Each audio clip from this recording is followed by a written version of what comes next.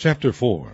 And when Saul's son heard that Abner was dead in Hebron, his hands were feeble, and all the Israelites were troubled.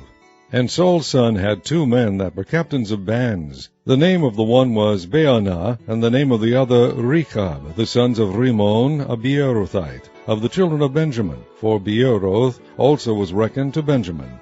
And the Beerothites fled to Gittaim, and were sojourners there until this day.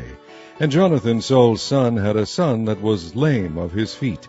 He was 5 years old when the tidings came of Saul and Jonathan out of Jezreel, and his nurse took him up and fled. And it came to pass, as she made haste to flee, that he fell and became lame.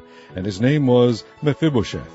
And the sons of Rimmon the Beerothite, Rechab and Baanah, went and came about the heat of the day to the house of Ishbosheth, who lay on a bed at noon. And they came thither into the midst of the house, as though they would have fetched wheat. And they smote him under the 5th rib. And Rechab and Baanah his brother escaped. For when they came into the house, he lay on his bed in his bedchamber. And they smote him, and slew him, and beheaded him, and took his head, and gat them away through the plain all night. And they brought the head of Ishbosheth unto David to Hebron, and said to the king, Behold, the head of Ishbosheth, the son of Saul, thine enemy, which sought thy life. And the Lord hath avenged my lord the king this day of Saul, and of his seed.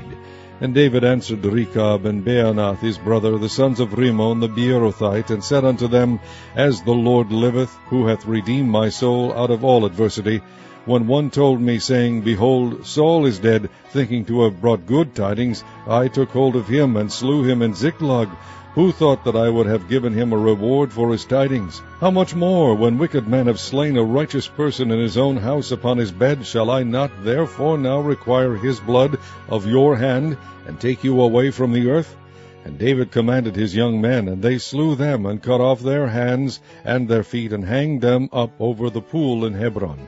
But they took the head of Ishbosheth, and buried it in the sepulchre of Abner in Hebron.